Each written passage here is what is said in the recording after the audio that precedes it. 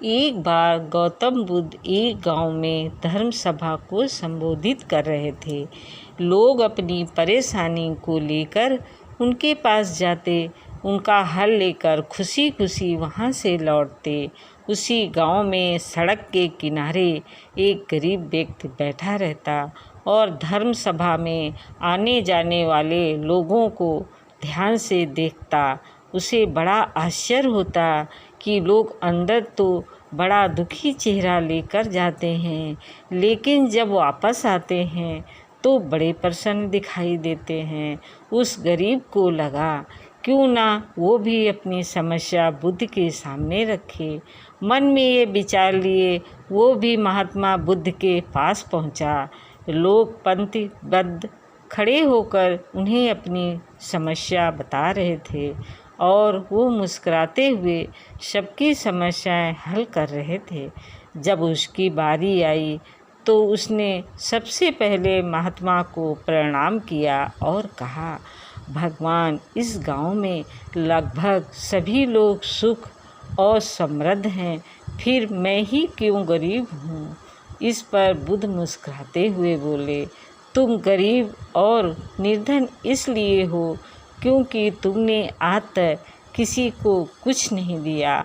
आश्चर्यचकित होकर गरीब बोला, भगवान, मेरे पास भला दूसरों को देने के लिए क्या होगा।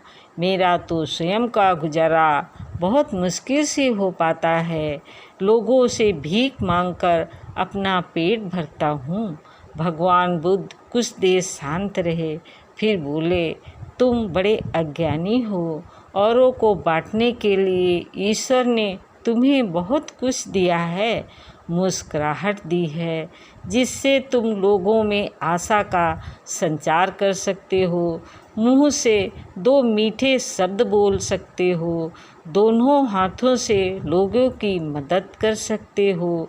ईश्वर ने जिसको ये तीन चीज़ें दी है वो कभी गरीब और निर्धन हो ही नहीं सकता। निर्धनता का विचार आदमी के मन में होता है। ये तो एक भ्रम है, इसे निकाल दो। ये सुनकर उस आदमी का चेहरा चमक उठा।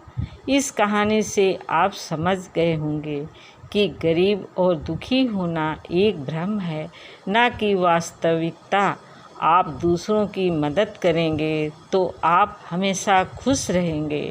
इंसान के पास जो है उससे ज़्यादा की उम्मीद करता है, ये अच्छी बात है, क्योंकि इससे हमें कुछ करने की प्रेरणा मिलती है। पर कुछ लोग अपनी लाइफ में इतने बोर हो जाते हैं कि उनके पास उदासी के अलावा कुछ नहीं रहता। सब कुछ होते हुए भी उन्हें लगता है कि वो बहुत गरीब हैं। इंसान अपनी खुशहाली पैसों से तौलने लगा है।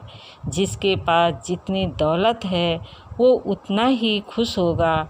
चकाचौंध ज़िंदगी में हमारी असली खुशी कहाँ खो गई सी है। दौलत ज़िंदगी गुजारने का एक जरिया है। आप इससे खुशियाँ नहीं खरीद सकते।